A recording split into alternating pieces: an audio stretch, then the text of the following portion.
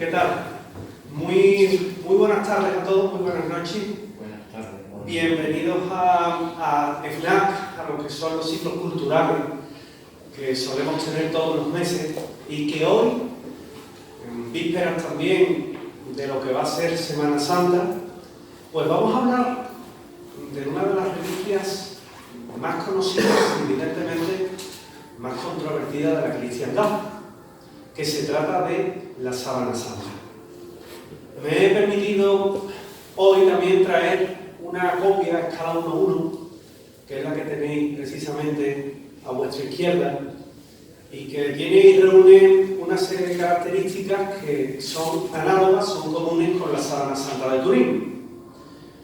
Pero para comenzar esta conferencia, decir que para encontrarnos, para poder ver esa Sábana Santa, nos tenemos que ir a Turín, evidentemente, a Duomo, a la capilla de Erini. Allí, desde hace ya siglos, permanece y está esa sábana, ese lienzo, que habría contenido nada más y nada menos que al propio Jesús de Nazaret. Eso, en opinión de aquellos que le guardan, que le veneran esas vetas necesarias dentro de lo que es el orden del cristianismo. Para otros no está tan claro. Para otros simplemente se trata de un lienzo que tiene una serie de marcas inexplicables y que dentro de esa inexplicabilidad nos encontramos precisamente con el alto grado de extrañeza de saber a quién perteneció o a quién no.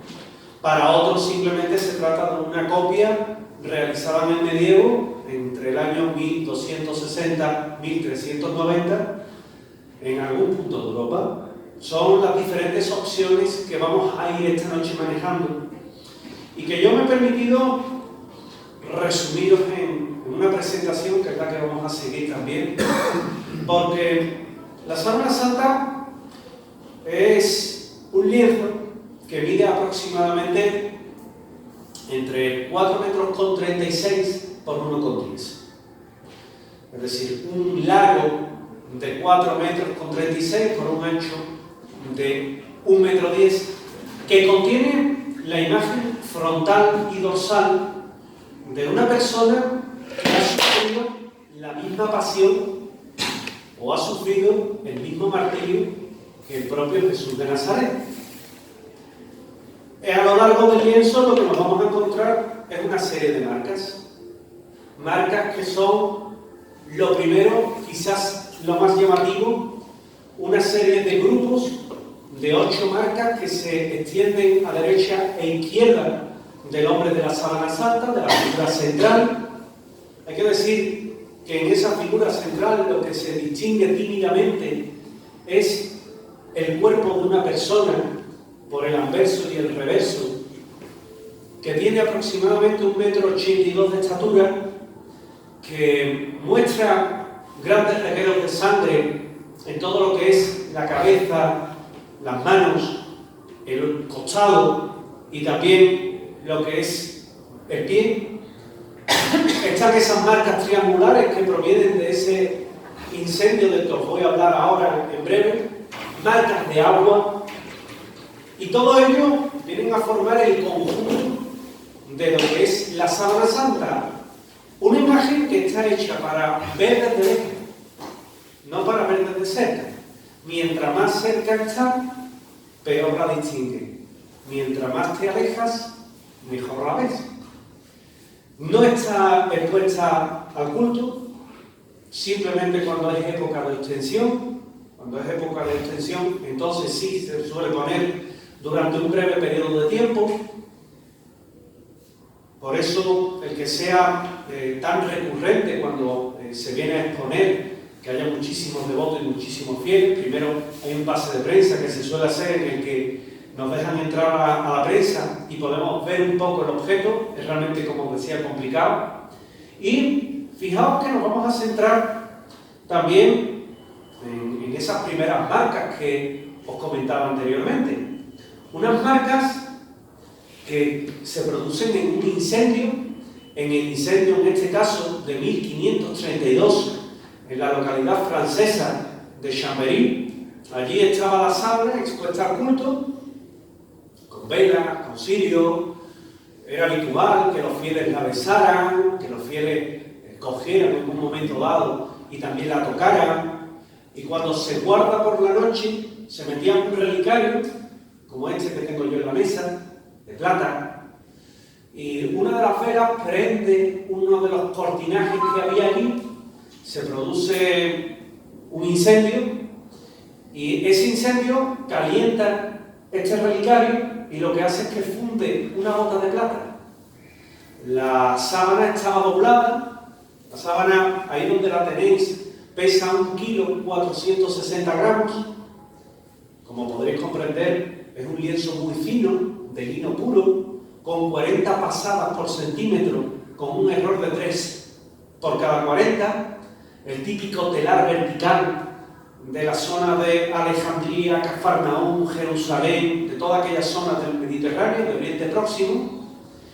Y claro, cuando cae la gota de plata sobre lo que es ese lienzo, crea una quemadura que al estar doblada se forma con una forma triangular, simétrica, dejando evidentemente esa joya. Aquello fue casi una tragedia. Tenéis que tener en cuenta que una reliquia tan preciada como la sábana santa está a punto de perderse. Las clarisas de Chamberí rápidamente remiendan, poniendo tela por detrás, esos triángulos, esos huecos que se han quedado. Usan corporales de misa del siglo XIII, siglo XIV, también de lino puro. Y ahí os explico también un poco cómo están dispuestas esas quemaduras, ¿verdad? Vemos ese grupo de 16 marcas, de 16 triángulos, dispuestos a derecha e izquierda del cuerpo de la sábana santa. En esta copia que tenemos aquí, lo que estáis viendo ahora mismo es simplemente la parte frontal, pero si la extendiéramos totalmente, veríamos las dos partes, tal y como veis en pantalla. Si no hubiera marcas dentro de lo que es ese lienzo, pues tendríamos una imagen libre, una imagen en la que solo distinguiríamos el frontal y el dorsal de esa persona, con los hombros, con los regueros de sangre, con esa lanza aparentemente en ese costado derecho que tenéis también, que evidentemente en la imagen la podéis ver en el costado izquierdo, ahora os explicaré por qué. Y por la espalda, en el reverso, lo que podéis ver es múltiples marcas, como si hubiera habido un gran azotamiento que se corresponde con todo lo que fue la flagelación que nos hablan los evangelios sobre Jesús de Nazaret, pero que en la época, cuando Roma imponía su ley en el imperio, pues era algo habitual. Es decir, que la crucifixión no era un sistema de ajusticiamiento que inventan los romanos, era fenicio. Los romanos simplemente lo perfeccionan allá donde se puede perfeccionar ese sistema, que tiene poco perfeccionamiento, evidentemente. Pero lo importante es también comprender un poco cómo se coloca el cuerpo. Hay que decir que cuando se desclava al crucificado, lo primero que se hace es extiende el lienzo, se baja al cuerpo, se coloca la espalda en el lienzo y se le pasa por encima, siendo el punto de unión la cabeza, todo lo que es ese lienzo, quedando la espalda apoyada en el lienzo y por delante cayéndole lo que es la otra parte. Se arrancó una tira de 10 centímetros de un lateral para envolver el cuerpo, para que esas vendas hicieran de sujeción, de cuerda, y en el traslado al sepulcro no, evidentemente, quedará el cuerpo bailando en el interior.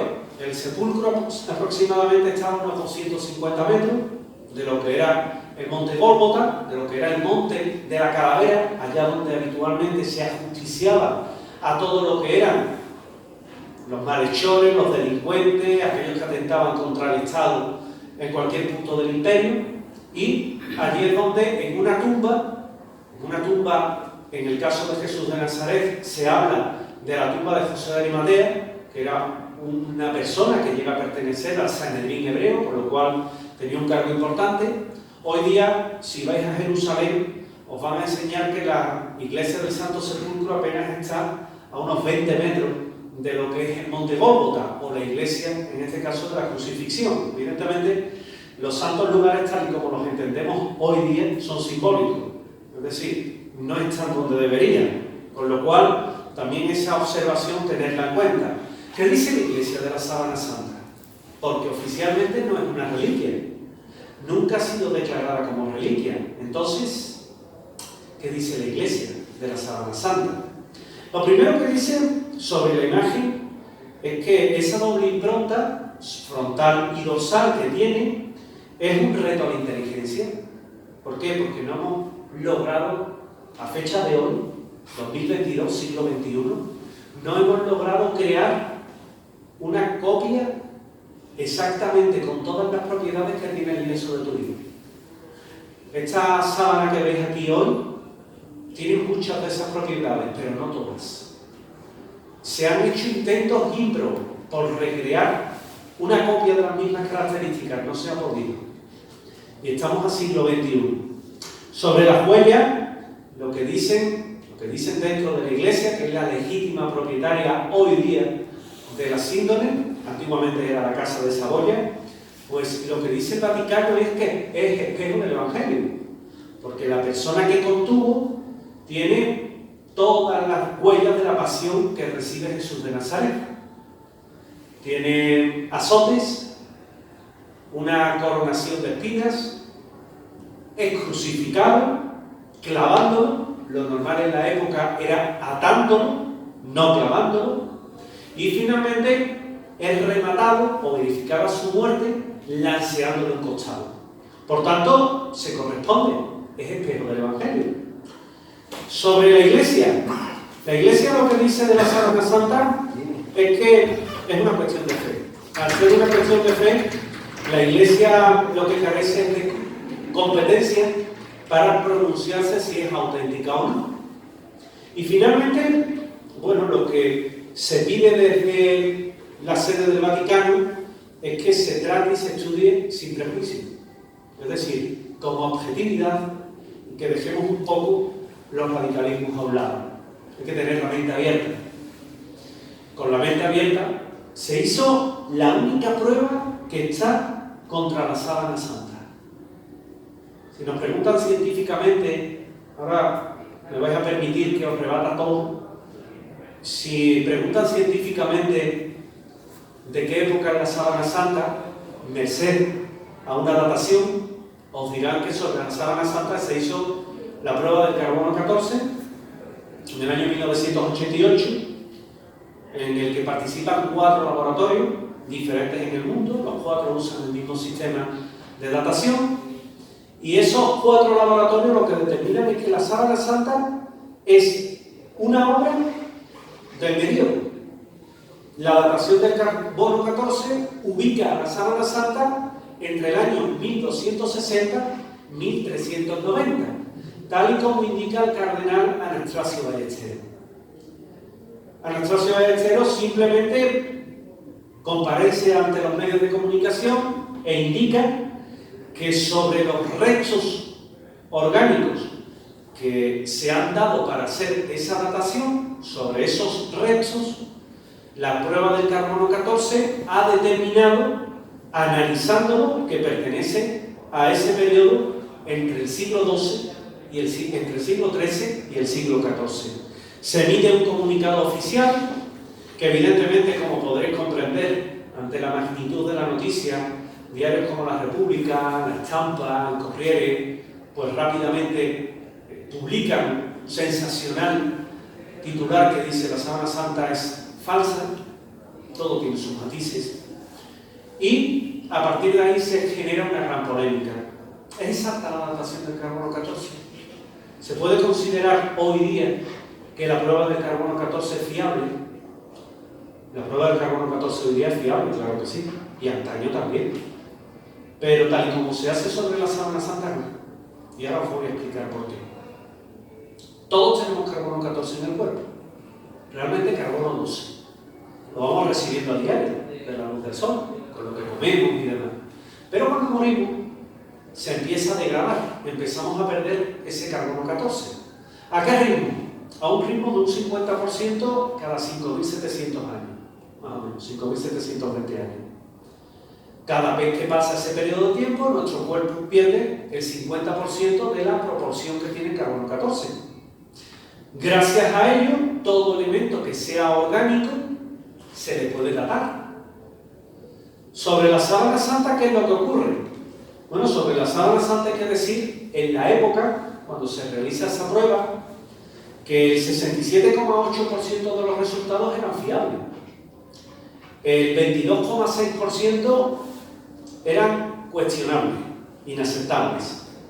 Y el resto, el 9% que resta, el 9,6% que resta, eran dudosos. Con lo cual podemos decir que aproximadamente un 31%, un tercio de las pruebas que se realizaban de carbono 14 sobre este tipo de tejido, pues se consideraban que no servían.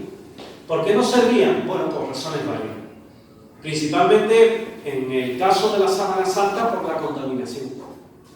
La sábana santa ha estado expuesta a los fieles, lleva siglos, o se ha llevado siglos, expuesta a los fieles, donde se la tocaba, donde se le daban besos, donde se frotaban otras reliquias, donde se le han metido añadidos para precisamente tratar de parchear esas huellas del paso del tiempo y de los incendios, que ha sufrido el humo de las velas, que ha sufrido en su propio tejido las consecuencias de un incendio, como ese de 1532. Y eso lo que hace es que, evidentemente, da un contenido adicional de carbono, al fin y al cabo, de la combustión, a ese lienzo. ¿Lo tienen en cuenta los laboratorios? No. A los laboratorios se le dan una serie de hilos, en lo que se llama un triple ciego, en el cual se le dan hilos de una momia de Nubia, de tejido de lino de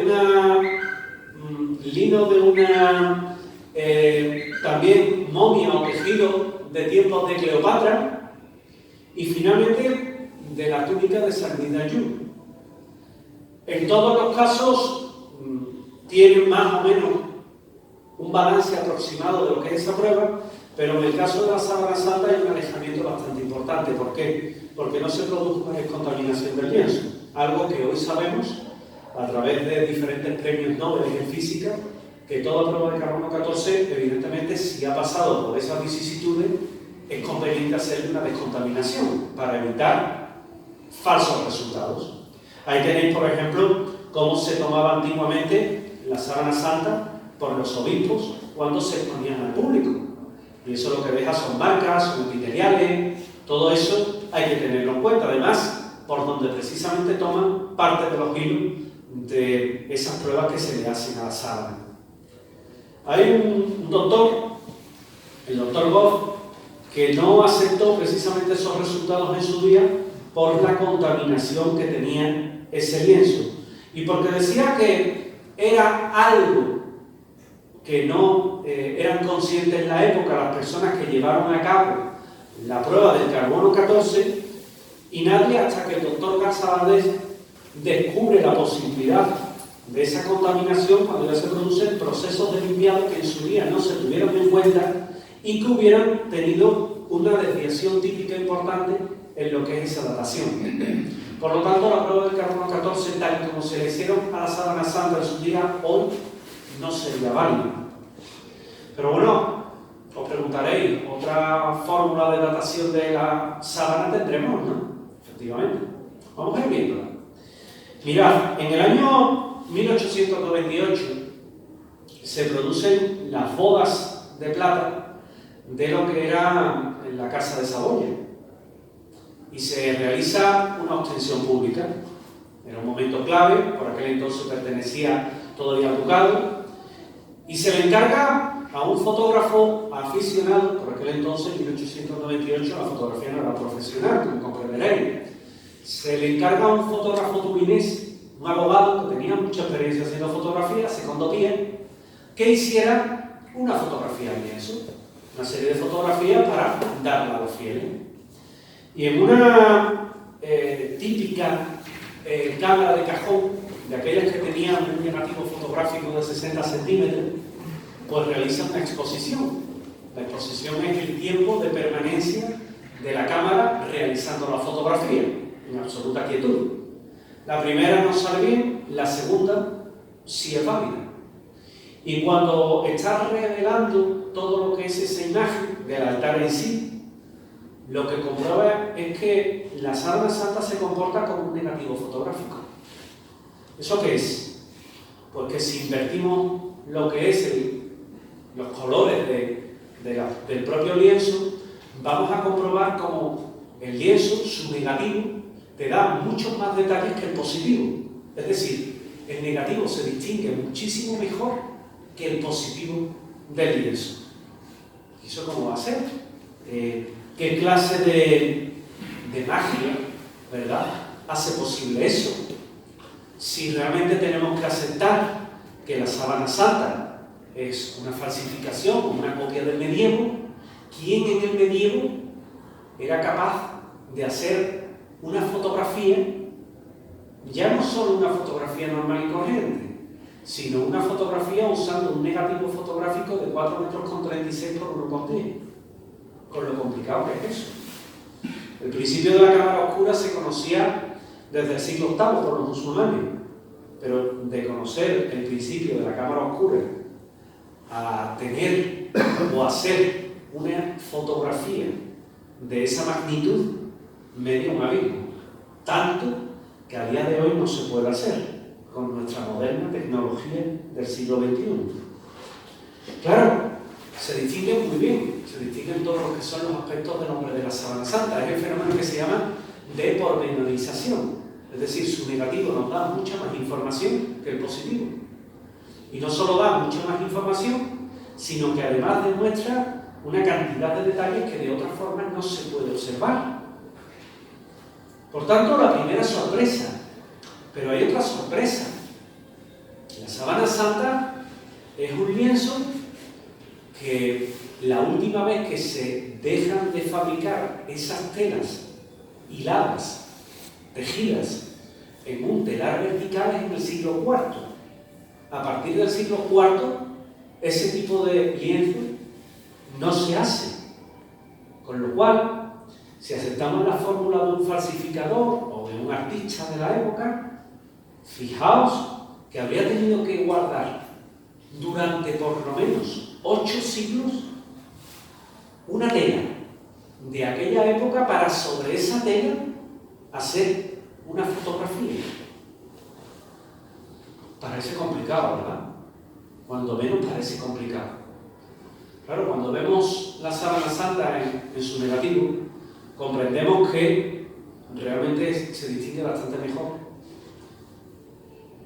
Todo lo que es las partes de las quemaduras, la parte de la sangre también brilla, es como si brillara, tiene su explicación y su porqué. Y el milagro, como se tildó en la época, está ahí. De hecho, a partir del año 1901-1902, hubo muchos periódicos que decían en titulares en los diarios: ¿es este el verdadero rostro de Cristo?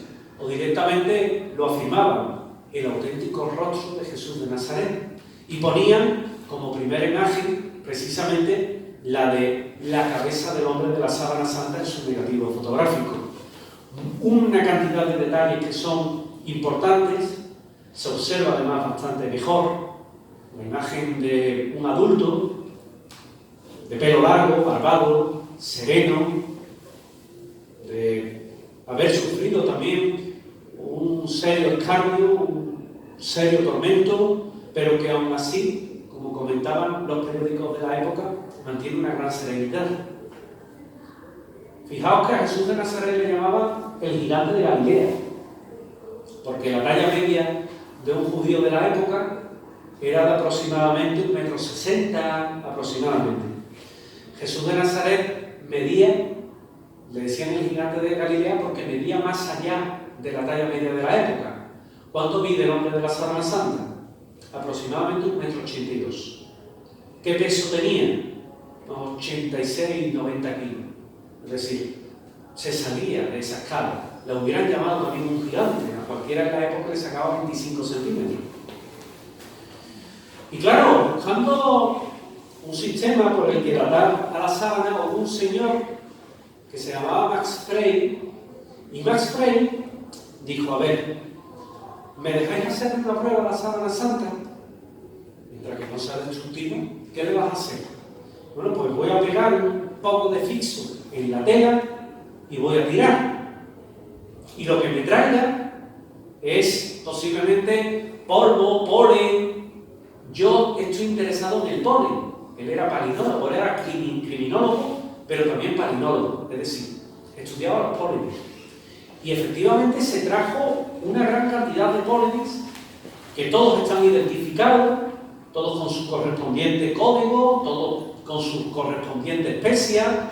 Mirado al microscopio se distingue muy bien lo que eran esos granos, esas esferas, que es ese polen metido en el tejido de la propia sábana, y por tanto era correcto.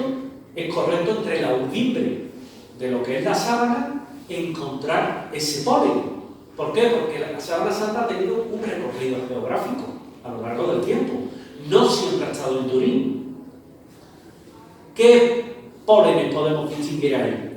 Hay hasta 58 especies de plantas tomadas de todas partes del recorrido histórico que sigue. 38 de esas son de Jerusalén, 18 de la parte de Europa. Es decir, hay una gran cantidad de polen de un recorrido que ya nos viene a enlazar con la historia real que tiene el lienzo. Distinguimos, por ejemplo, la Amabasis afilia, la Acacia albida, la Atrafasis espinosa, la Escabiosa prolífera o la Liburia ciclorralum, que son todas de una parte de Jerusalén, y algunos de esos pólenes dejaron de estar, se extinguieron, las plantas desaparecieron en el siglo I de nuestra era. Eso genera una complejidad grande, porque el señor que falsificó la sábana santa no solo tuvo en cuenta que fuera un negativo fotográfico en su época, en el siglo XII, siglo XIII, siglo XIV, sino que también se preocupó de tener un lienzo del siglo I o IV, y luego se preocupó de recolectar pólenes que ya en su época no existían. Esto no tiene ni pie ni cabeza, no sé qué aceptemos que el lienzo, esa mortaja, realmente es del siglo I, y a partir de ahí podemos empezar a dejar de hacer curaciones. ¿Qué recorrido tiene el polen de la sábana santa? Pues tenemos 38 especies de Jerusalén. Tenemos 18 plantas que son de la zona de Edesa. De la zona de Turquía y Grecia, de Constantinopla y Atenas, tenemos 14 especies más. Y de la zona de Europa, de Lirey, de Chambéry, de Vercelli y de Turín, tenemos casi, pues entre los dos, casi 30 plantas, casi 29 plantas. En algunos casos se repiten. Claro, ¿y cuál es la historia de la sábana santa? La sábana santa se sabe que se descuelga, cuando se descuelga al hombre que contuvo, a partir de ese momento lo podemos enlazar con la historia incluso de esa mortaja de Cristo. Se descuelga a Jesús de Nazaret en el Gólgota, se le lleva a un sepulcro, se usa una pieza de lino puro que había conseguido para su propia muerte el propio José de Arimatea, él se la cede a Jesús de Nazaret, y cuando se le mete en su sepulcro, hoy podéis ver un sepulcro que es bastante llamativo de la época en Jerusalén, que se le dice la tumba del jardín, que se ajusta más, desde luego, a lo que fue que la iglesia del Santo Sepulcro que podemos encontrar en la Ciudad Santa. Bueno, pues hay momentos en el que esta persona se le mete allí, se adesenta el cuerpo, es decir, se destapa, se le quitan las vendas, solamente se adesenta por la parte delantera, quedando la parte trasera siempre en contacto con el lienzo, apoyado en lo que era el sepulcro. Se adesenta con mirra y con aloe de una forma rápida porque se estaba al borde de lo que la ley hebrea permitía por la hora, y a continuación lo que hace es que se le cubre con ese lienzo y lo dejan. Las vendas que servía para tener amarrado el cuerpo se echan a un lado, y también un sudario que llevaba en la cabeza para enjuagar todos los líquidos, los fluidos vitales tienen que acompañar al muerto, según la ley hebrea, y también estaba a un lado, que es lo que hoy podríamos identificar con lo que es el sudario de Oviedo. Los hebreos tienen por ley que no pueden tocar el lienzo o cualquier prenda que haya estado en contacto con un muerto. Por lo tanto, es imposible que un discípulo, un seguidor del propio Jesús de Nazaret se hubiera quedado con su mortaja. Entonces, ¿quién se queda? Pues posiblemente un seguidor griego. Seguidor, en este caso no profesaba esa fe judía. Una cosa es el judaísmo, otra cosa es seguir a Jesús de Nazaret, son dos cosas diferentes. Y se sabe, por las crónicas de la época, que el rey Adgar V padecía lepra. El rey Adgar V era un señor que reinaba en Edesa, en lo que hoy es Urfa, en la zona de Siria, Turquía. Y este hombre, aquejado de lepra, le pide a Jesús de Nazaret que fuera a verlo en diferentes ocasiones. Jesús de Nazaret, evidentemente, estaba inmerso en lo que era su predicación y no llega ahí. Pero cuando fallece, en vista de la persecución que iban a tener los propios cristianos y lo que iban a tener cualquier elemento relacionado con Jesús de Nazaret, ese lienzo, esa mortaja se manda a Edesa. Cuentan las crónicas que el rey Adgar V se envuelve en la sábana santa y pasa la noche envuelto en ella. A la mañana siguiente, la sorpresa es que se produce un milagro, y es que el rey Adgar V ya no tiene marcas de lepra. Con lo cual se considera un milagro, y como tal, lo que se le hace a la sábana es doblarla al tetradiplón, es decir, solo se deja el rostro mirando, en este caso, a la persona, y se venera toda la ciudad de Urfa. Incluso cuando los persas de Corroes II tratan de invadir toda aquella zona, se llega a encastrar en la muralla de la ciudad con dos guardas que eran los custodios de la sábana santa. El Imperio Romano, quien coge ese lienzo, lo traslada a toda la ciudad de Constantinopla, que era la capital del Imperio Romano de Oriente, de Bizancio, y allí permanece entre el siglo VII y hasta el año 1204. Sabemos que en el año 1204 está allí porque cuando llega la cruzada, sabéis que los cruzados, pues uno de sus afanes era precisamente coleccionar reliquias, y se encuentran con la sábana santa, la enajenan y la trasladan a Atenas. En Atenas está 150 años, y a los 150 años aparece en Francia, aparece en Lirey, en la casa de Godofredo de Charny, que fue uno de los caballeros templarios. A partir de ahí, lo que nos vamos a encontrar es que en la casa de Godofredo de Charny, por diferentes vicisitudes que pasan económicas, pues venden el lienzo a la casa de Saboya, y la casa de Saboya ya lo traslada precisamente a lo que es Chambéry, donde se comienza a exponer y donde tiene ese incendio del que os he hablado antes y que deja esas marcas. ¿Cuándo se traslada a Turín? Se traslada años después, en el año 1598, cuando hay una epidemia de peste en Milán, y San Carlos Borromeo pide que si la epidemia remite en Milán, él promete ir de rodillas de Italia a Chambéry a rezar delante de la reliquia. La epidemia pasa, pero claro, al bueno de San Carlos le tocaba cumplir su parte. El problema es que para pasar de Italia a Francia no hay autopista. Lo que hay es una cosa que se llama los Alpes, y que evidentemente dijo la casa de Saboya: este hombre no va a poder pasar de un lado a otro, que se va a quedar en el camino. Vamos a coger y vamos a acercárselo a un punto medio. ¿Dónde es ese punto medio? A Turín. Y Turín no por casualidad ni por iluminación divina, simplemente porque en Turín estaba la capital del ducado de Saboya. Por tanto, era normal que estuviera allí.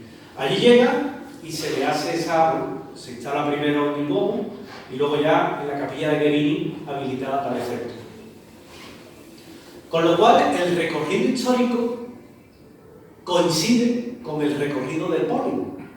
Eso es muy importante, porque como os he comentado, hay muestras de polen del siglo I. Es decir, el recorrido debió de ser ese para un lienzo, evidentemente, del siglo I. Pero hay más. Hay dos señores que se llaman Eric Jackson y Joe Jumper. Estas personas trabajaban para el laboratorio de propulsión a chorro de Pasadena. Se dice equivocadamente que la NASA investigó la Sábana Santa. La NASA no ha investigado la Sábana Santa. La han investigado dos personas que trabajaban para un laboratorio perteneciente a la NASA. Y estos dos se encargaban de todo lo que era el análisis de las imágenes que venían de Marte, las imágenes ultravioletas. Esas imágenes las hacía, en este caso, la sonda Viking. Las sondas Viking las mandaban a la Tierra. Esas imágenes se metían en un analizador, en el VP8, y el VP8 lo que hacía era que analizaba la imagen y te daba, en función del claroscuro, un perfil en 3D. Y dijeron, oye, si nosotros cogemos, por ejemplo, un cráter de Marte, que no deja de ser una especie de anillo visto desde arriba, y lo metemos en el VP8, ¿qué sale? Pues sale una imagen así verdosilla que tiene todo lo que es el relieve, te da todos los puntos. Y dijeron, ¿y si lo metemos en una parte de la Sábana Santa? ¿Qué pasaría? Primero nos tenemos que preguntar, ¿qué pasaría si una imagen vuestra a color blanco y negro se mete en el VP8? Pues el resultado es un monstruito. No tiene información tridimensional. Ellos dijeron, bueno, vamos a meter la Sábana Santa, ya que se comporta de una forma tan prodigiosa, a ver qué sale. Si metemos una imagen vuestra en el VP8, lo que sale precisamente es algo deforme. Si se mete la Sábana Santa, la reinterpretación de la Sábana Santa es una imagen perfectamente coherente. ¿Eso qué quiere decir? Que la Sábana Santa, sí o sí, tiene información tridimensional. ¿Eso qué significa? Pues que cuando se cubrió con el lienzo el cuerpo, hay diferentes distancias. Cuando tú te pones una tela, cuando cubrís con la mascarilla la cara, la nariz toca con la mascarilla, ¿verdad? ¿Y esta parte que está debajo de la nariz toca? No, ¿verdad? Luego la distancia que hay de la punta de la nariz a la tela es una. Es decir, están en contacto. Pero la que tiene de la parte de entre el labio y la nariz, dejo de distancia y el labio vuelve a estar más cerca. Pues todo eso es distancia que se traduce en el claroscuro. Y todo eso es lo que te genera una información tridimensional. Información tridimensional que tiene ¿qué? La Sábana Santa. Y que no tiene otro tejido. Y se han hecho muchas pruebas. Y se han cogido muchas mortajas de la época. Y sin embargo, ninguno. Claro, nos encontramos para colmo que la Sábana Santa no es una pintura. La Sábana Santa es una chamuscadura superficial. No os entretengáis nunca en coger la Sábana Santa y tratar de ver dónde están las pasadas de la pintura.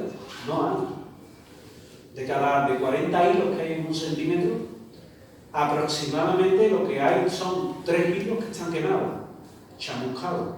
Eso es lo que forma la Sábana Santa. Eso es lo que forma la imagen. Claro, ¿eso cómo se hace? Hoy día lo podemos hacer. Es una proyección.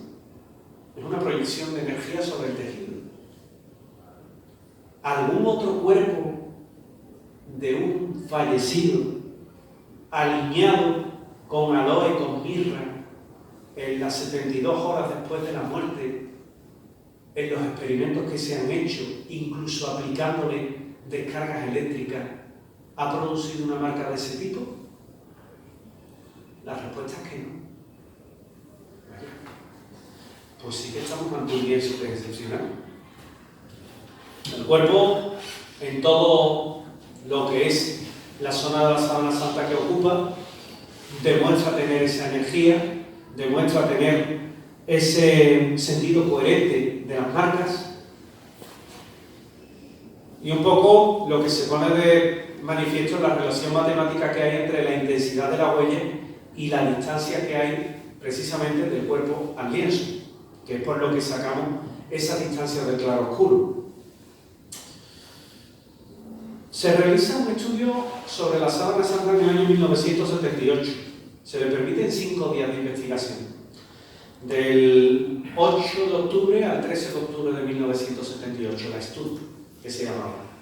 Que hay que decir que estaba financiada por todo lo que eran entidades católicas de la época, lo cual no quiere decir que no fueran objetivos, en este caso en su estudio. Se le hace todo tipo de fotografías con luz directa, con luz indirecta, con luz transversal, con luz ultravioleta, con luz infrarroja. Participan hasta 12 premios Nobel en esa investigación, que creo yo que es importante decirlo. Y todos, van a realizar una serie de fotografías sobre ese preciso lienzo, hasta fotografías térmicas. Todo tratando de buscar más secretos sobre lo que es el lienzo de la Sábana Santa. Incluso se inventan un soporte para poder manejar el lienzo, darle la vuelta sin necesidad de tocar. Procuraban en todo momento tener lo que es la asepsia, ser asépticos sobre el lienzo y no contaminarlo. Y hay un descubrimiento muy interesante. Cuando se le hacen fotografías con luz ultravioleta, descubren que allá donde hay sangre, la sangre brilla. Y dijeron, vaya, en la fotografía infrarroja, ¿por qué brilla la sangre? Y es que determinan que efectivamente la sangre reacciona como si fuera un reactivo fluorescente a lo que es esa incidencia de la luz. Con lo cual, allá donde había brillo, había sangre. Oye, si hay sangre, dijeron, si hay sangre, podemos determinar de qué tipo de sangre se trata, podemos encontrar incluso restos de esa sangre. Dijeron, lo primero que vamos a ver son las marcas que tienen, evidentemente, esas huellas sanguinolientas. Y descubrieron que toda la espalda y todo el dorsal tenía restos de lo que denominaron latigazos, repartidos por todo el cuerpo. Al hombre de la Sábana Santa se le azota al modo romano, 120 latigazos con un látigo de 3 colas, y no al modo hebreo, 30 latigazos. Es decir, el castigo fue tremendo porque, como he comentado, látigo de 3 colas. No tenía una punta sola, sino que las puntas salían 3 correas, y al modo del flagelo táxil, es decir, el flagelo romano, al cual se le ponían en la punta unas pesas de acero o unos trozos de hueso, con la intención de que cuando golpeaba, traerse la carne. ¿Con qué intención? La intención de que sirviera de ejemplo. Esto no lo hacían solo con Jesús de Nazaret, esto lo hicieron con todo el que pillaban. A ellos les daba igual crucificar a uno que a 20.000. Todo aquel que fuera enemigo del Imperio Romano iba a acabar teniendo esa suerte. Lo que pasa es que en el caso de Jesús de Nazaret fue más una crucifixión política que realmente una crucifixión debida a un delito. El único delito que cometió fue proclamarse rey de los judíos y ser molesto de cara al Sanedrín. Ya está. Cuando muchas veces aquí en Sevilla se sataniza la figura de Pilato, se le tiene un poco como el malo de la película, Pilato hizo lo que tenía que hacer. Pilato era un hombre que, de hecho, lo hace, se lava las manos, no tenía problema con el pueblo judío, más de los que ya tenía, y deja elección del pueblo judío lo que ellos quisieran. Es decir, realmente aquí, por llamarlo de alguna forma, los responsables de la muerte de Jesús de Nazaret fueron los miembros del Sanedrín, no Pilato. A Pilato le daba igual crucificar a aquel o no, traer ese cuidado. Pero claro, dejando eso aparte, nos vamos a encontrar que cuando se analiza la Sábana Santa, efectivamente se empiezan a encontrar, por el fenómeno de capilaridad, todo lo que son manchas de sangre en el tejido. Y dijeron, oye, qué bien. ¿Y de qué grupo sanguíneo hay? ¿Se puede saber? La sangre de la Sábana Santa está muy desnaturalizada, es decir, ha perdido muchísimas de sus propiedades. Hoy día, si alguno lo ha pensado, no se puede coger una muestra de sangre y hacer un clon del hombre de la Sábana Santa, no se podría, pero sí es verdad que tiene sangre.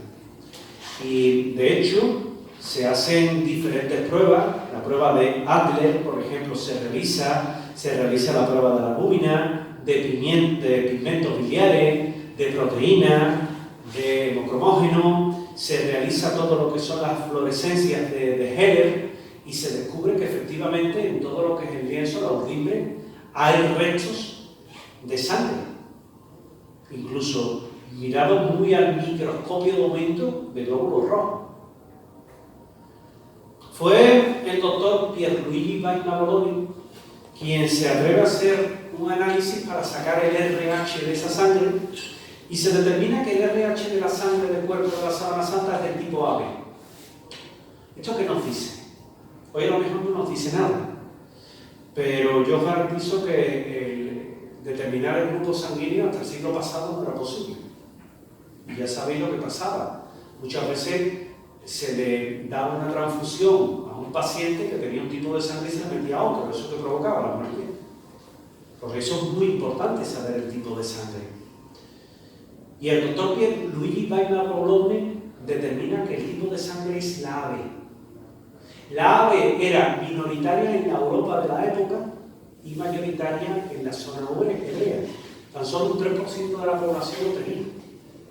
Con lo cual, vaya, quien se preocupó de hacer la sábana santa, en ese tiempo, si es que retomamos la idea de ese falsificador, tuvo en cuenta el grupo sanguíneo de mayoritario en Israel, y en una época en la que no existía el conocimiento de cómo eran los grupos sanguíneos, ni siquiera de lo que era, le pone la sangre correcta. Os quiero recordar que Miguel Servet le metió en fuego por decir que la sangre circulaba por el cuerpo, siglos después. Se le hacen fotografías, si fotografiáis la sábana santa con un transversal, por detrás no hay imagen. Es decir, solamente quemó el tejido que estaba más cercano al cuerpo. El resto permanece limpio, permanece sin marcas, excepto las de sangre, que como sangre que es, como líquido que es, sí cala. ¿Y qué más? ¿Qué más hay en la sábana santa al microscopio? Pues lo que tenemos son partículas de mirra y madera de roble. Uy, qué casualidad. Nos cuentan los evangelios, tal y como decía la Iglesia, que la sábana santa es espejo del evangelio. Cuentan los evangelios que al hombre de la sábana santa se le da con aloe y con mirra. Oye, y en el cuerpo parece también mirra. Y en la sábana santa también. ¿Y qué más? Y roble, madera de roble. La madera más utilizada para las crucifixiones era el cedro y roble. El cedro normalmente era el llamado stalex, es decir, el palo vertical que estaba fijo en el Gólgota, y el remo lo que cargaba era con el madero de forma horizontal en los brazos, que era habitualmente de roble. ¿Y qué más hay ahí? Hay tejido epitelial.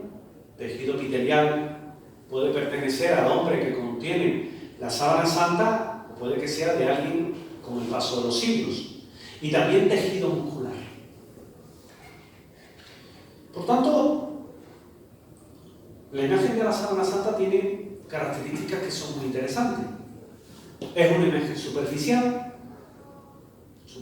porque tan solo 3 hilos están afectados de esa imagen que forma el total. No hay pigmentación. Hay un doctor, el doctor Macron, que dijo que la sábana santa tenía un contenido de ocre que podía indicar que era una pintura.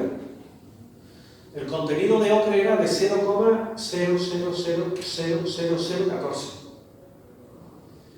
Si fuera pintura ocre, el contenido no sería de 0,0, sería de un 14%. Evidentemente, es ocre, pintura ocre. El contenido de ocre se acerca más a la cantidad de óxido de hierro que tiene la sangre del ser humano que a una pintura. Por lo tanto, todavía refrendaba más el contenido en sangre y que no es una pintura. Y entre otras cosas, no es una pintura, porque ustedes cuando pintáis, cogéis la broche y pintáis de arriba abajo, de derecha a izquierda. Eso lo que marca es una direccionalidad. La sábana santa no tiene direccionalidad.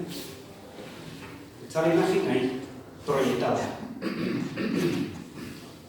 Es estable térmicamente hablando, si le metéis fuego arde, obviamente, pero la imagen en sí es una quemadura. Tiene estabilidad hidrológica. Si os preocupáis de meter la sábana santa en una lavadora, le vais a quitar todas las manchas que tenga, pero la imagen no se va a borrar. de hecho se ha hecho.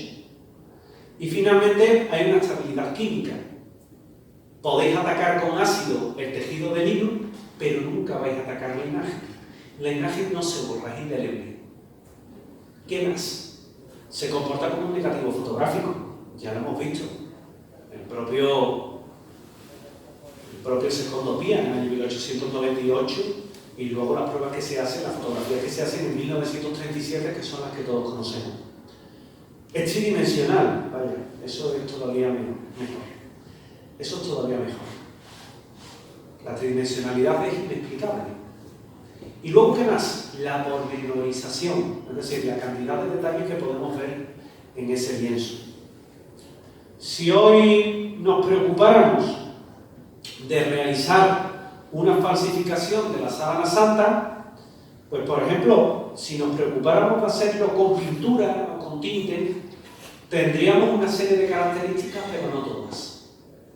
Si nos preocupáramos de calentar un molde e imprimir el cuerpo, tendríamos algunas de las características, pero no todas, y además la imagen se deformaría, como en el caso de una pintura.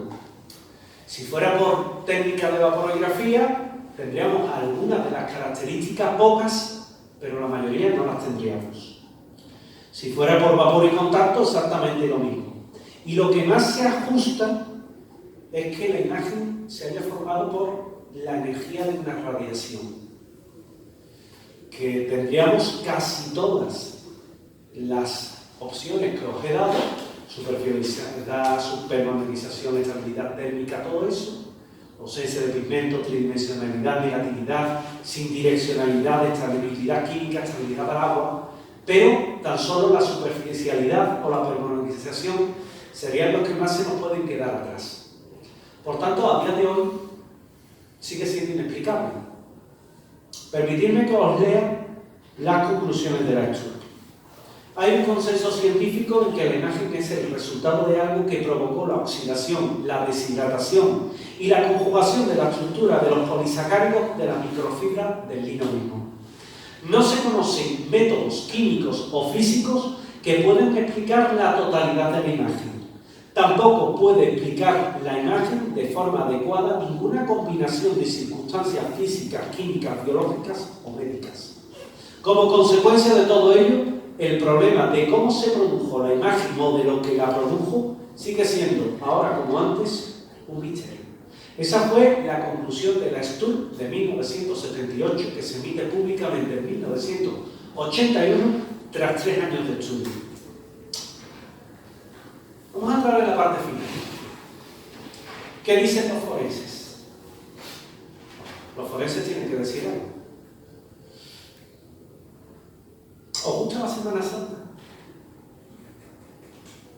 Sí, algunos que sí, otros que no. Estamos acostumbrados en Sevilla, como en cualquier parte de Andalucía, nuestra Semana Santa es diferente a la castellana, a ver el Cristo Inmaculado, el Cristo Caballero, ahí crucificado, bastante limpio, y nos gusta, ¿no?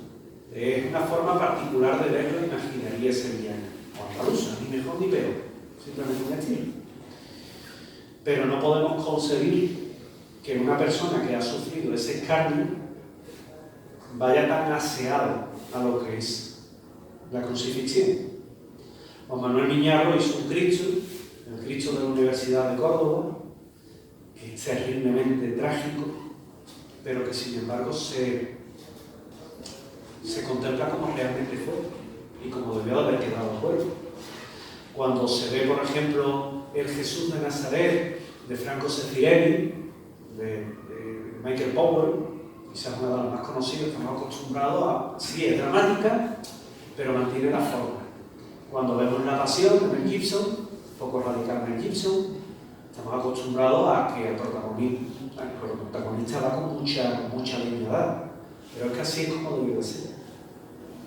Por tanto, no perdamos nunca la noción de la realidad. Una cosa es nuestra imaginería, que está muy bien, es capítulo de fe, y otra cosa es la realidad.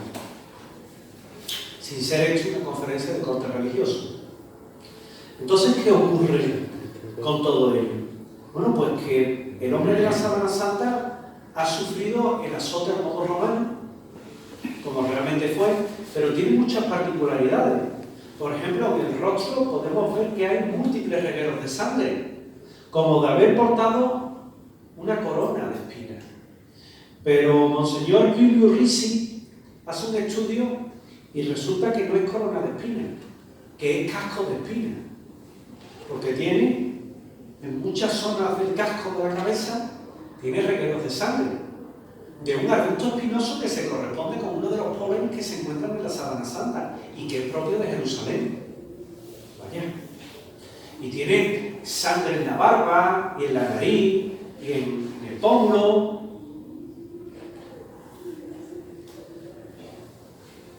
Todo eso lo que lleva es a que el hombre de la Sábana Santa haya sufrido un tremendo martirio, tal y como estáis viendo en esta imagen, obra de Juan Manuel Miñarro en función del hombre de la Sábana Santa, y en el cual se aprecia perfectamente cómo tiene un ojo moratado, hinchado, cómo tiene incluso la nariz un corte, posiblemente de un bastonazo.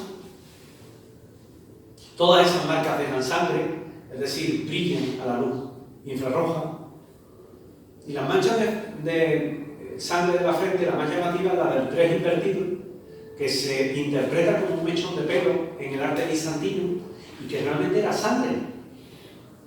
En la parte de la nuca hay muchísimos regueros de sangre igualmente. Ese arbusto espinoso llega a calar incluso 1 centímetro en el cuero cabelludo. El dolor tenía que ser tremendo cada vez que apoyaba la cabeza en el madero.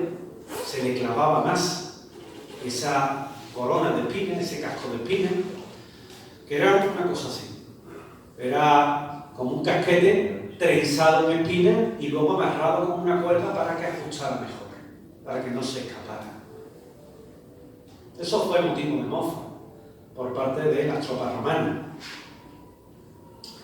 El flagelum, en este caso Táxil, que era ese látigo de 3 colas, en el hombre de la Sábana Santa se sabe que hay 2 verdugos, un diestro y un zurdo, y que se van alternando los golpes, por los golpes tal y como están dados, y que lo dan al modo romano, 120 latigazos. Eran 2 profesionales de este martirio, porque no tocan en ningún momento el corazón. Interesaba crear el máximo dolor posible en el rey, pero no matarlo. Para eso estaba la cruz, que era donde se debía servir de ejemplo. Y cumplen a la perfección.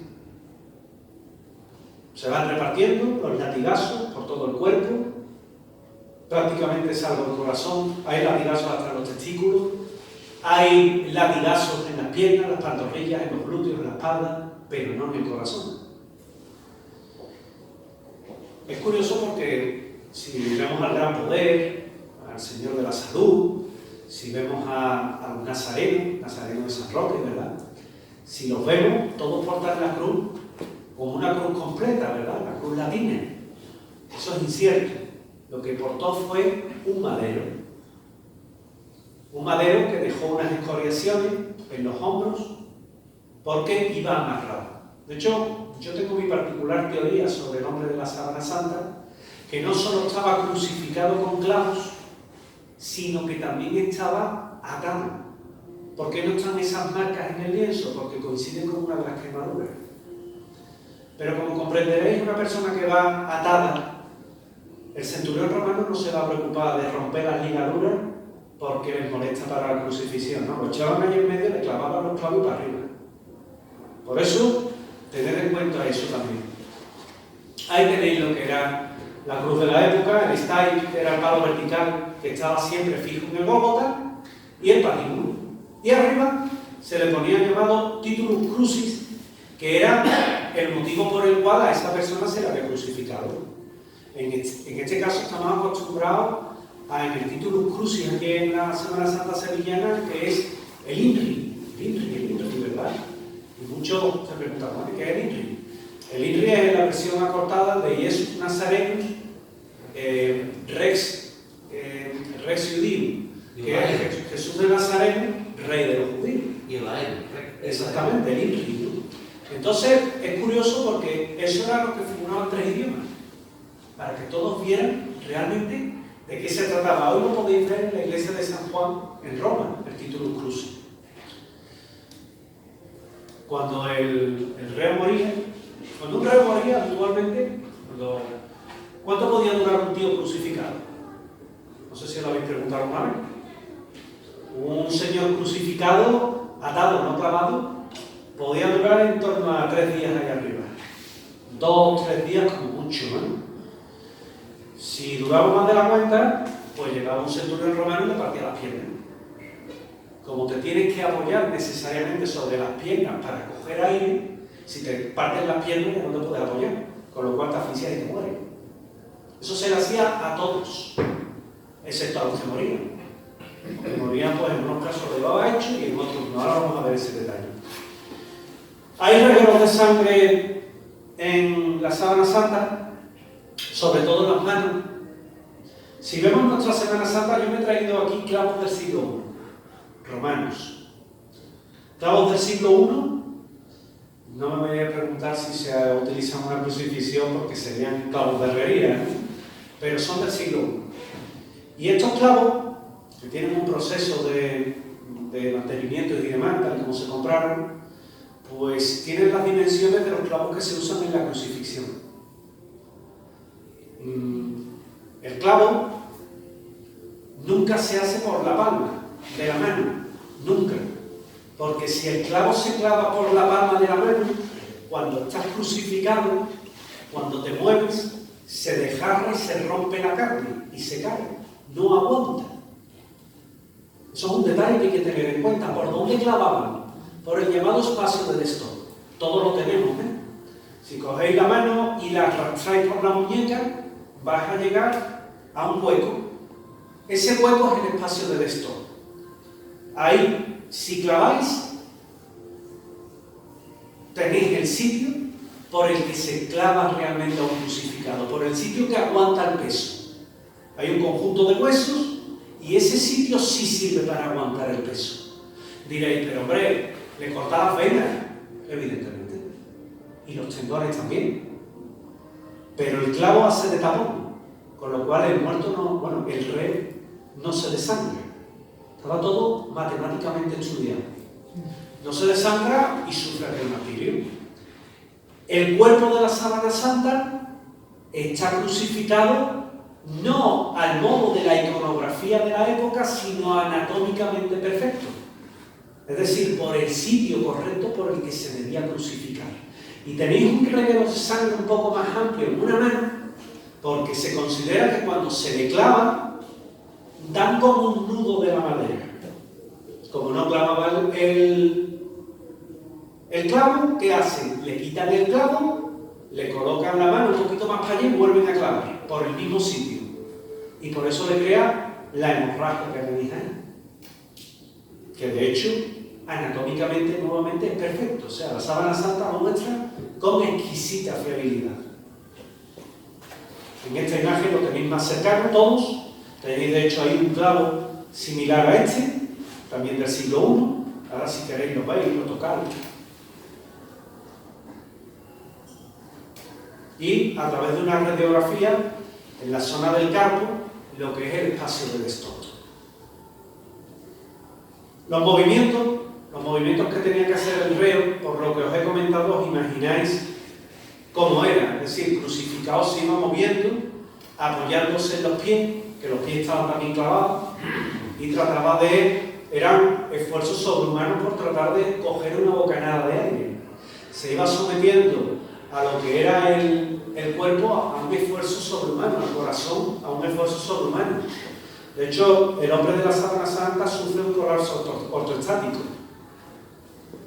Esos eran los movimientos que iba realizando, que iban moviéndose sobre el eje de lo que es el clavo y que provoca un dolor lacerante. Las plantas de los pies, hay quien dice, el hombre de la sábana santa es cojo porque tiene un pie más alto que otro. No, mire usted, seamos serios.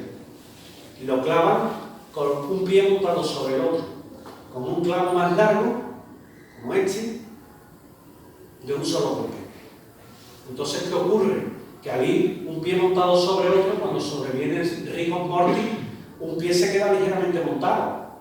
que es por lo que da la impresión de que tiene un pie más largo que otro, pero los dos pies medían lo mismo.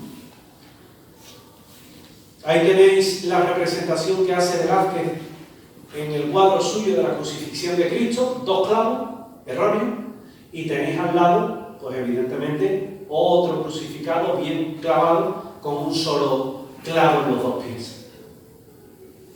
Y la lanza. ¿Por qué no se le rompen las piernas al hombre de la Sábana Santa? Pues porque hay un centurión que le da la impresión que aquel hombre ya no respira, porque no le ve hacer el esfuerzo ni moverse sobre los ejes de los clavos, ni nada. Se acerca a él, ve que tiene ya la cabeza hundida en el pecho, y cuando se disponían a partirle las piernas, dijo que no. Lo lanceó al modo romano, entre la quinta y sexta costilla intercostal.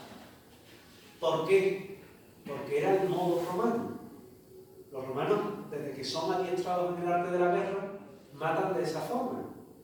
El enemigo va a llevar siempre el escudo en la derecha y con la mano en la izquierda, y con la mano derecha va a llevar el gladio. Cuando te atacaban, se protegían con el escudo y levantaban la mano derecha. ¿Qué costado dejaban al aire? El derecho. ¿Qué zona ofrecía precisamente al romano? Las costillas. ¿Por dónde había que lancear? Quinta, sexta costilla en dirección ascendente. ¿Eso qué hacía? Perforar el pulmón y llegar al corazón de forma directa, tal y como está el hombre de la Sábana Santa. Así tenéis una estatua en el Louvre que se llama El Galo Moribundo, que tiene esa misma representación. ¿Qué nos dice San Juan en los Evangelios? Que al hombre de la Sábana Santa, Jesús de Nazaret, le brota del costado agua y sangre. No es agua y sangre, es líquido pleural y sangre por muerte, las dos cosas. Ahí tenéis un poco lo que es una representación artística de Pedro Pablo Rubens, y también lo que nos vamos a encontrar es a ese Galo Moribundo en el Museo del Louvre, que te muestra perfectamente cómo era al modo romano. Os preguntaréis, ¿por qué el hombre de la Sábana Santa tiene el lanzazo en el lado izquierdo? Buena pregunta, pero es fácil de responder. Porque cuando la sábana cae por delante tuya, tú tienes el lanzazo ¿dónde? En el lado derecho tuyo. Pero cuando cae la sábana se convierte en el negativo, por tanto está en el lado izquierdo. Es el inverso. Ahora si queréis os demuestro el porqué. Y queda de esa forma también resuelto ese misterio, que no se trata de la proyección en espejo, ni más ni menos.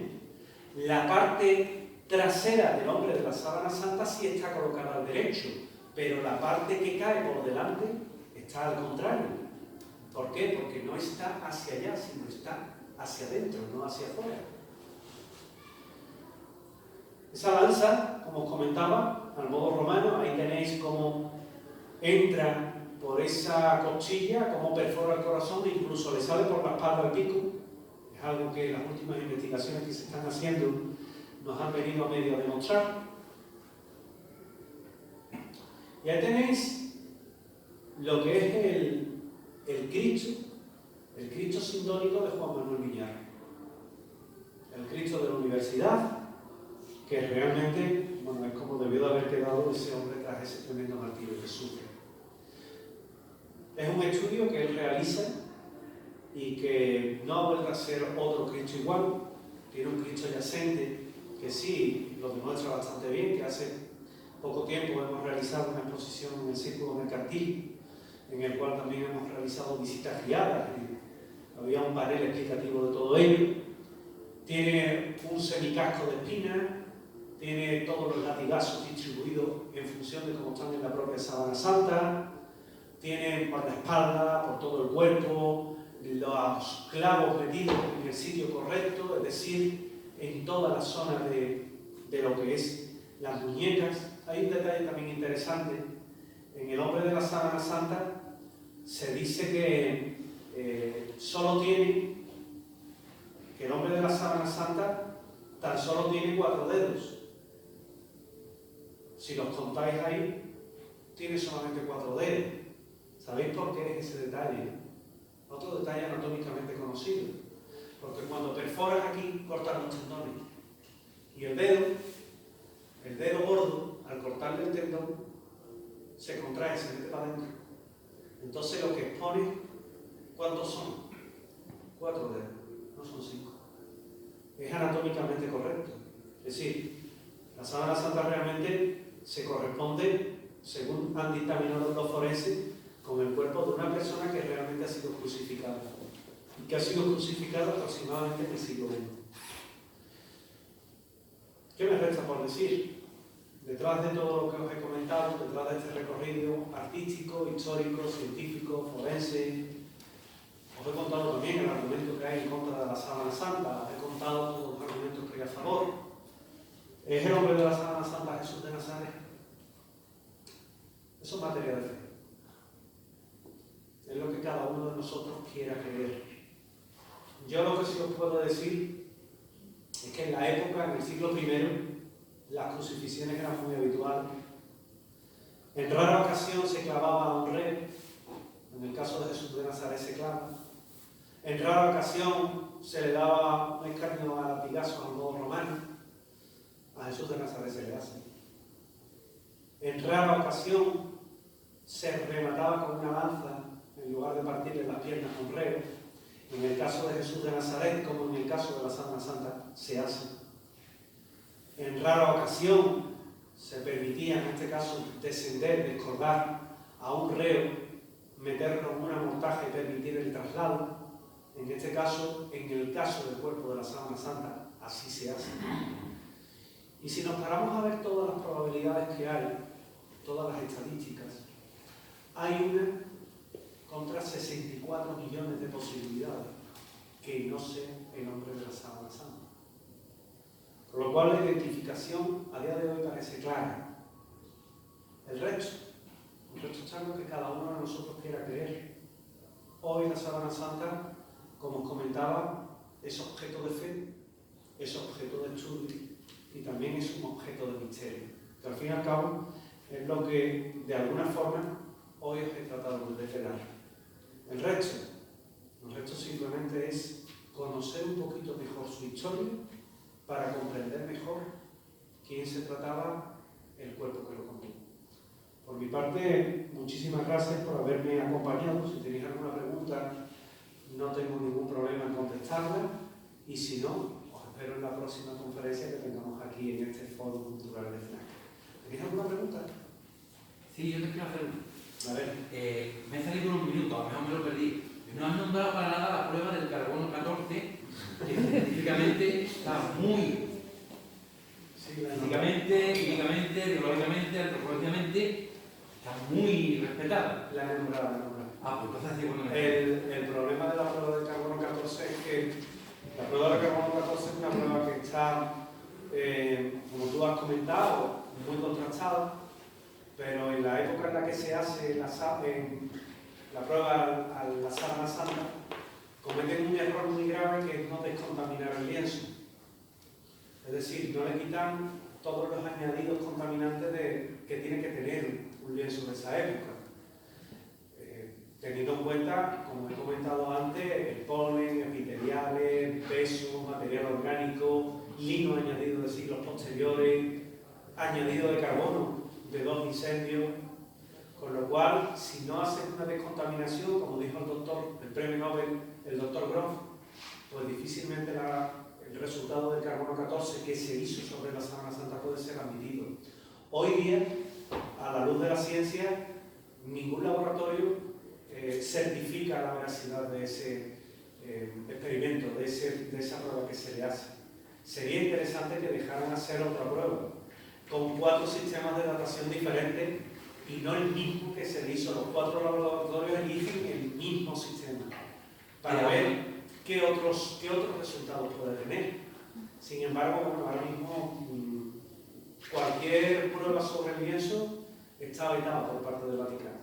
Pero aún así hay otros muchos expertos que dicen que aunque hubiera mucha contaminación por todos los pesos y demás, que esa prueba del carbono 14 era entre los siglos 14 y 15. Te garantizo que en un lienzo que pesa 1,460 kg, con aproximadamente 200 gramos de impureza, cualquier laboratorio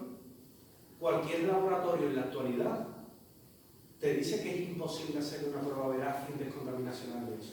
No, yo no lo digo, yo lo leo. No, yo te lo digo certificándotelo y afirmándotelo.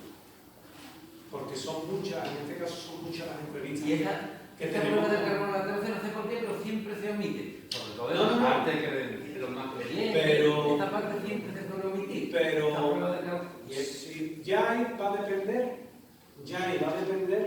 de la persona que dé la conferencia. Sí, claro. Por mi parte nunca más a veces lo omito. Es más, por mi parte es lo primero que digo. Y a partir de ahí se arma evidentemente otra línea de investigación que es perfectamente válida. De hecho, hoy día se admite como tal, y en la que evidentemente, dejando al margen que no hay una prueba de carbono 14 cierta, válida, porque aquella se considera inválida, pues se trata de datar el lienzo por otras vías. La vía palinológica es muy importante, porque nos da huellas y trazas de pólenes que no existen en la actualidad. La vía también de todo lo que es el recorrido histórico a través de documentos que tenemos.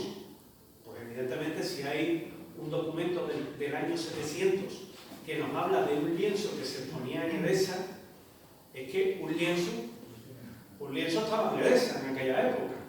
Y si para colmo tenemos el Codex Prai en el siglo X, que nos habla de la Sábana Santa y hasta nos hace un dibujo, señal de que existe antes de aquella época. Hay un detalle que yo muchas veces lo pregunto y digo aquello de... Porque muchas personas me lo han preguntado, ¿no?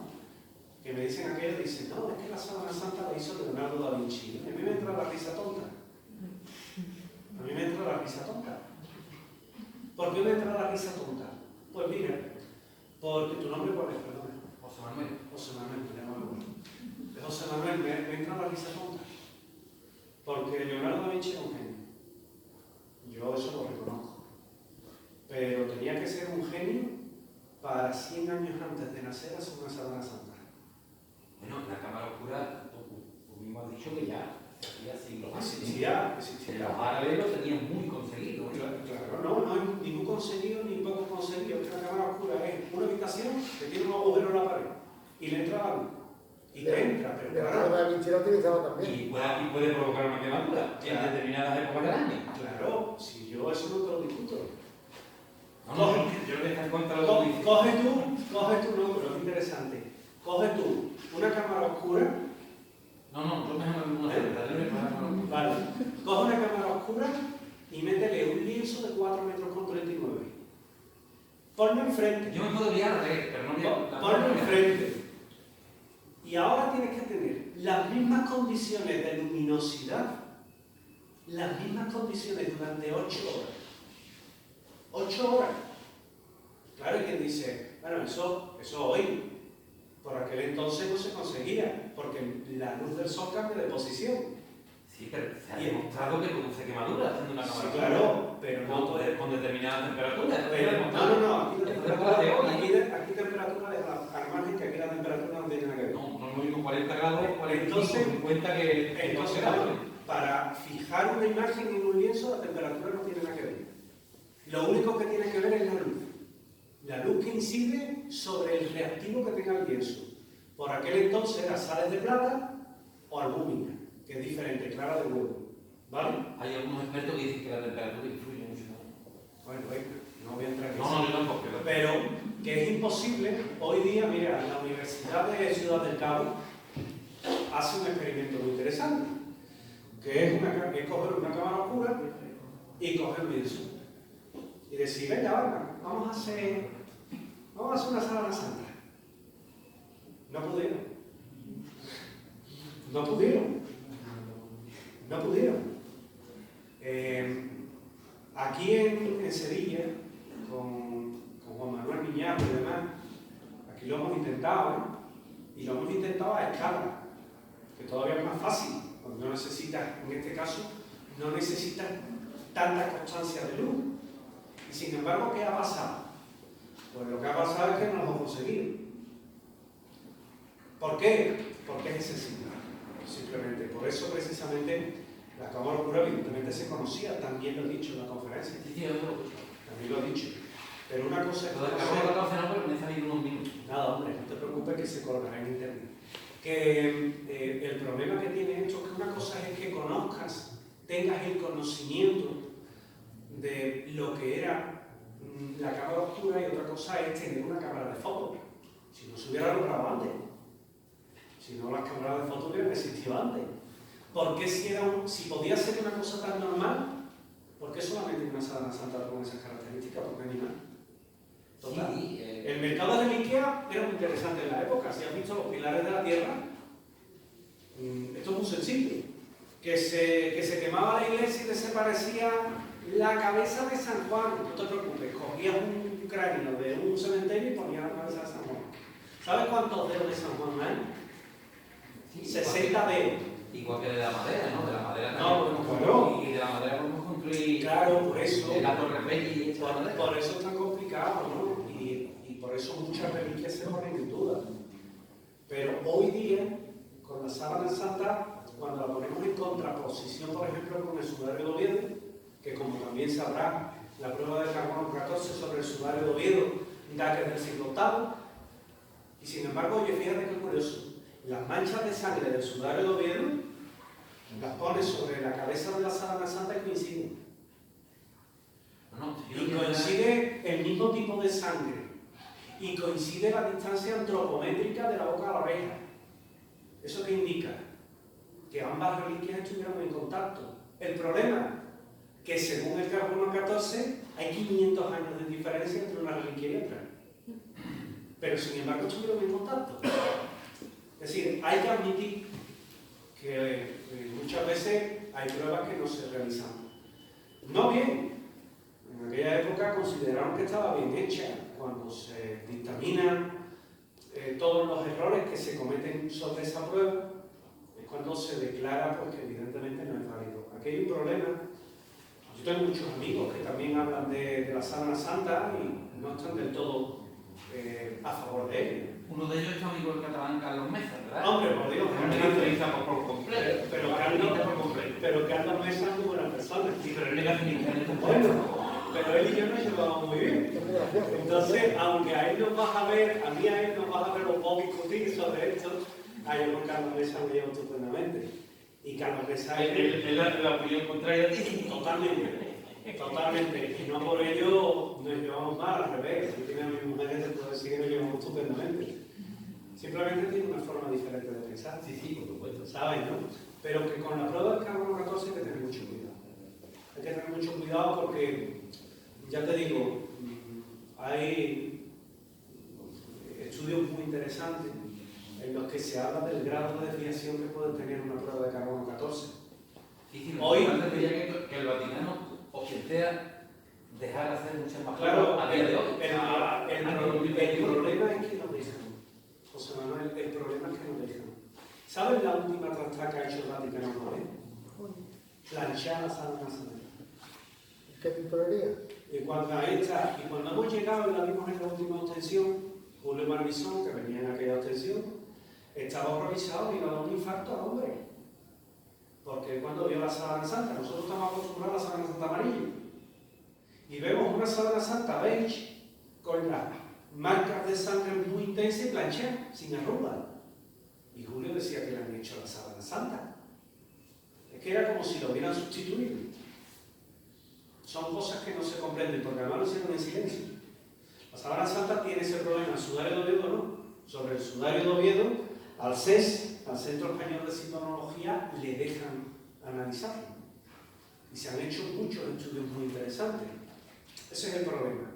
Pero bueno, entre tantos que desconozco en el misterio, que también es válido. Os voy a invitar a una cosa. Más que nada porque son casi las 9:30 y aquellos señores tienen que recoger. Os invito a haceros una foto con la sábana. Cuando lleguéis a casa, invertid los valores. Y vais a ver que lo que es un negativo se convierte en un positivo. Es decir, lo que es un positivo se convierte en el negativo.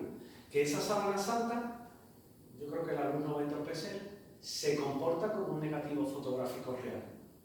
Y también os voy a invitar, muy breve, porque aquellos señores esperan, es que veáis estos clavos y os hagáis una idea de lo que es un clavo del siglo I, ¿de acuerdo?